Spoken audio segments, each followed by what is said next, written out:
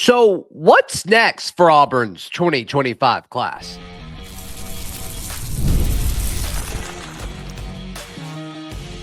You are Locked On Auburn, your daily podcast on the Auburn Tigers. Part of the Locked On Podcast Network, your team every day. Yes, welcome on into Locked On Auburn, your daily Auburn Tigers podcast. I'm your host, Zac Blackerby, and thank you so much for making Locked On Auburn your first listen every single day. Decided to drop a Sunday morning show. We'll be joined by Auburn tight end Ryan Ghea in just a second. Wanted to ask him, okay, what's next about, this whole process of being a 2025 or a member of the 2025 class? He jumps into that, as well as, the life side of, what these young and very talented athletes are going through. I think it's a pretty interesting conversation. Ryan Ghea, Auburn tight end, hanging out with us on today's show. Ryan, what's next for you in the 25 class? I know move-in day is rapidly approaching. I guess that's probably the next big thing on the radar. Yeah, so there's early move-in day, which is coming up here on Sunday, and then I move in January 8th, which is Wednesday coming up here. So that's our next big step. And then I know some guys come in May, but majority of us will move in here coming up soon. How much are you guys talking to one another? I imagine you guys are pretty stoked for this next chapter. Definitely. We're all very excited. Obviously, there's a bunch of groups of guys that are close to each other. I know a few of our guys went down and played in that UA game, which definitely helped them. I know they're excited as well to get to the Plains. Yeah, and one of the guys that played in that is a guy that I know you're very close to, Cale Ellis. And, man, I just keep hearing incredible things about him as a player, to the point where we kind of forget that he's a year younger than the rest of you guys.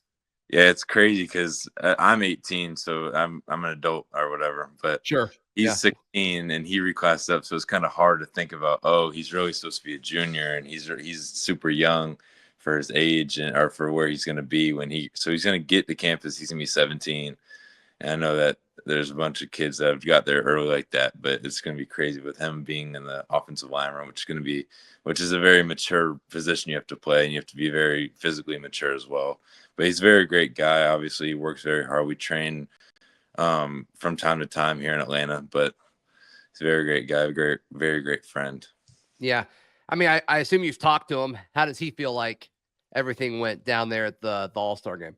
Definitely. He had a great time. I haven't exactly caught up with him about how he felt like he's done, but I texted him, I think, before the game, just saying, do great out there. Obviously, have fun and enjoy and get ready to come to the Plains here in May. Yeah, that's awesome. That's awesome. So what are you planning to work on before spring practice starts? I mean, I imagine they'll have workouts for you guys and nutrition plans and all that. Have they already given you some of that, or has all the stuff you've done so far been independent? So they gave us like a workout plan, like just like some like running stuff we can do, because obviously people's seasons have ended at different times. Yeah. So it was like a kind of like a 4-week plan of like, here's what we want you to do, so we can so it's not going to be like, oh, we get here, we have to test your max. It just takes time away from our development. So they kind of did that. And there's running stuff, which is like sprints, shuttle, stuff like that will help our movement and get our conditioning where it needs to be. And then nutrition plans, they haven't given us that yet, but obviously we'll get there, and we'll get that in the first few weeks we're there. I mean, just watching your game and looking at you, I mean, it seems like the weight room has been something that has been part of your training probably for several years at this point. I mean, how would you kind of grade yourself as far as, strength and getting after it in the weight room? Definitely. Obviously, I started playing football a little bit later than everybody else. I started in 6th grade, so I was very behind in the weight room and in football knowledge, so I had to pick up with that fast. So I started grinding with a few of my trainers around here in Georgia. So I know obviously I'm not going to say I'm great in the weight room, but I continue to work hard in the weight room to get where I want to be. There's never, oh, I'm strong enough. You can always get stronger. Oh, I'm fast enough. I can always get stronger or faster. So that's kind of what I'm trying to focus on. Obviously, there's not one thing that I want to focus on. I want to focus on everything, just continue to be a well-rounded football player. Yeah, tight end's got to be a little trickier and more nuanced in that regard than other positions. I mean, corners and receivers, like, you always want to be strong, but you don't want to like sacrifice any speed or quickness. And then offensive line, you may be okay sacrificing a little bit of that stuff just for size and strength. tight end, you need all of it. You've got to be able to kind of do everything. And so I imagine that's kind of a tricky thing to train for, because you don't want to get like put on too much size where you sacrifice speed, and then vice versa, because you got to be able to block. What's that dynamic like? Definitely. Obviously, it's very hard to balance that, because you don't want to get too heavy or too strong, because then you can't run and run routes efficiently. But then you don't want to be too skinny where you get thrown around in the run game. So you kind of got to find your perfect weight. For me, that's around like 245, 250, where I can still move around how I want to and be able to block efficiently. Yeah. So how were you used in multiple ways at the high school level? Because that's kind of what we've seen from some tight ends that have played for Hugh Freeze, and then others seem to be kind of more attached to the line. That kind of be their role, maybe a little bit of stuff in the backfield. But how do you expect to be used based on how you're used in high school, and then what Coach Freeze and the staff have told you? Definitely. Obviously, with high school, we've gone through a bunch of different schemes, a bunch of different things. We've obviously had a few transfers at our high school level that has changed their offense. So I know my junior year, I caught 34 passes, obviously, to put up a bunch of yards as well. But then the senior year, we had a transfer, Ethan Barbour. You probably are familiar with who that is. And he's a very well-rounded tight end. So I kind of switched from more of like a pass catcher role to like you need to move the chains kind of thing. Third down, throw me the ball, get the first down, and then like more of an attached tight end. But obviously through my whole high school career, I've been able to play on the ball in the H-back sniffer position, then obviously in the slot being able to run routes. So that's kind of how I feel like I can do everything, and I'm not just pigeonholed into, I'm an on the ball blocker, I'm a pass catcher. If I can do everything. So when you're a tight end, especially with what you've done so far at the high school level, like you're one of the biggest guys on the field. And so when you're lined up at the slot and you're running around, you're gonna be one of the first reads for your quarterback, would you rather have like a linebacker on you where you're like, I'm probably faster than this guy? Or would you rather have like a nickel or a safety walk up and be on you where you're like, okay, this guy might be faster than me, but like I've got 5-6 inches on him and I can body this dude? Like, what do you prefer in that situation? Or does it depend? It definitely depends, because if it's like, it's 3rd and 4, I'm running a 5-6 yard out. I'm gonna want like more of like a smaller nickel type guy where I can use my body and get the extend and catch the ball and get upfield, maybe break a tackle, because they're faster guys. Some DBs aren't great at tackling, so with using how big you are, they can just break a tackle, change that 3rd and 4 into like getting into like 15-16 yard gain. But then obviously if it's like more of like a downfield corner out, slot fade kind of route like that, that's more like a linebacker thing where they're kind of built the same way as you, where they kind of need to be big but also fast. So that's kind of a thing where you want more of a linebacker, more of a downfield kind of play. But if it's definitely a shorter route, like a stick route, in route, sit, something like that, more like a nickel DB kind of thing. Yeah, that makes sense. I mean, you just seem like the kind of guy who's like ready to just go in and like get the work done, like go in and like and hit the weights and go in and just like be eager for spring to start, which is something that not to say other classes aren't that way, but your whole class just kind of gives off that vibe. Last time you were on, we talked about culture. I mean, it seems like you guys are just like a bunch of football dudes ready to just kind of get into the lab and get things going. Definitely. I know that obviously I don't want to speak for anybody else, but for me, we finished high school football 2.5, 3 weeks ago, and I'm already excited to play football again. Like, I hate being off. I always want to get back in. It was funny. So I train with Velocity here in Atlanta, and obviously that I want to get back to work. So that Monday I set in like a whole 2-week plan of, this is what I want to do before I leave. And I ended up going like 3-4 times a week. 5 days after our state championship, a bunch of guys, I'm going to take a week off or so just to rewind. I already wanted to get back in that lab, get ready to go. Yeah. And that's the stuff that matters, man. Those are the kind of guys you want in the locker room with you. So that's fantastic. All right. I've got a few questions about what you think about this Auburn offense. And that's next right here on Locked On Auburn. Today's show brought to you by our friends at FanDuel. FanDuel's America's #1 sportsbook. Right now, you can bet $5 to get $250 in bonus bets if that first $5 bet hits. Look, it's the NFL. It's wrapping up. And, of course, you want to be ready to go for playoffs as well as the remaining college football playoff games for the college side of things. as well as college basketball, the NBA, whatever it is, FanDuel has you covered. They've got so many different ways for you to pick up a dub. It's so fun over at FanDuel. Just visit FanDuel.com to join today. That's FanDuel.com for your chance at $250 in bonus bets. FanDuel, the official sports betting partner of the Locked On Podcast Network and the NFL.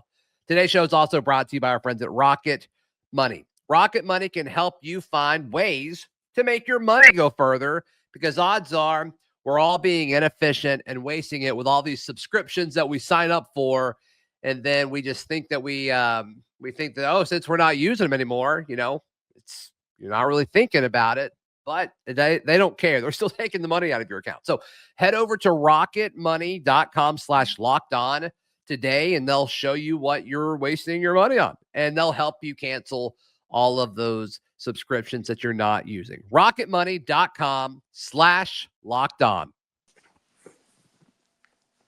Ryan Ghea, Auburn tight end, hanging out with us for a few minutes on today's edition of the show. So there's a lot of talk about Hugh Freeze's offense right now, specifically with the RPO stuff. Is that a system that you ran a ton in high school, or will this kind of be a new terminology and kind of a new scheme and system for you? Definitely. We at Millen, I feel like we're very college ready in a sense. Our offense coordinator wants to do a bunch of things, so it's like, because we have a bunch of talent, so we don't want to just, we have to do one thing and then we get to college, it's completely different. So I feel like we've done a great job of getting us prepared to get ready to go. And obviously we ran a bunch of RPOs at Millen, so it was like it was basically every play, it was a run, but there was also a backside slant or a go ball attached to it. Some easy where the offensive linemen don't go downfield, but also the receivers, you can use their quickness and get open. Yeah. But our offensive coordinator does a great job of doing that and helping us get ready.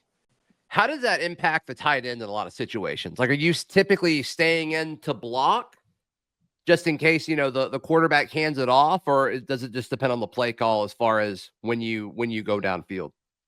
For us at Millen, for me, we would have a run concept, and then we would have the backside. So say we're running the ball left, we'd have that backside receiver on the right run some kind of concept where he can read that edge and either hand it or throw it. So most of the time I would be in on the run play, but there's calls we have at Millen that we use the tight end on RPO kind of things. Got it. So that's not a thing that you like. It doesn't change your responsibility once the ball is snapped. A tight end's typically doing the same thing throughout the entire call. Typically, yes. I don't want to say 100% yes, sure. But yes. Yeah. That's been kind of something that's been new at Auburn. I think Auburn fans are still kind of getting used to it. And we've seen Hugh Freeze's offense be super successful at other places. And honestly, we were looking at the numbers of the offense last year, and the yards were there, and like the production was there. It's just points, and that comes to several different things. So excited to see what you guys do as far as scoring more points in 2025. Who would you say of like current players do you talk to the most, or is it pretty much mainly the guys in your class right now? 100%. Coming into the season, it was Mike O'Reilly. Obviously, he just hit the portal and left, but I feel like there's a bunch of guys. It's majority of the tight ends, I would say. Where did Micah go? A&M? Yeah, A&M, and he obviously committed sign there. So majority of the guys I talk to is in the room, tight ends, walk-ons, kind of thing. But I obviously want to extend that on to different position groups. I don't want to just be, I just know the tight ends. I don't have nobody else, friends on the team. I want to learn that, and obviously learn from those guys that are on the defense side of the ball. Yeah. How big of an advantage do you think it is getting in early and going through spring as a freshman? Definitely, it's very important. I feel like it would for the younger guys coming up, you definitely should do it if that's a possibility for you. Because obviously, I just got majority of the playbook the other day, so I've been going through that, learning it, and trying to do my best already. So if just getting in early, you can learn the playbook, ask questions. Obviously, you're not going to expect a bunch of you in spring, especially if you're a guy coming in that has a bunch of older guys that have solidified themselves. So obviously for me, I'm just going to come in, learn the plays, ask questions, just be able to learn, so I don't have to be one of those guys that, he doesn't know what he's doing, and it's been a whole year and he still has no clue what he's doing. Yeah, right. How different, based off of just going through the playbook, like how different is the terminology from what you're used to what they kind of label things? It's funny because the same calls we had at Milton are the same ones Auburn has. Oh, okay. But it's different formations, so I'm gonna have to get used to that. So it's gonna be like, oh, this formation, usually I'm on the right, but now I'm on the left, so I'm gonna have to adjust to that. But it's kind of the same kind of calls, and I that's very helpful for me, knowing, coming from a very successful program in high school, that we ran a vast majority of formations. So it's great. So it's not too hard. Just the terminology I'm gonna have to get down. Yeah, sure. That's cool, man. That's cool. Excited to hear from you over the next few weeks as you kind of get used to it. I just can't imagine. I'm just thinking about, everybody thinks about like the athlete side of this, but like the student part of this, I'm just trying to wrap my brain around like being the age of like a senior in high school, but go ahead and starting college classes. Does that not like make you extremely nervous? Because I could not have done that when I was 18. So it's crazy because all of my friends at home think I'm just going to go to Auburn. Oh, I'm just going to play football. No, class starts the 13th. So this starts not this Monday, coming up Monday.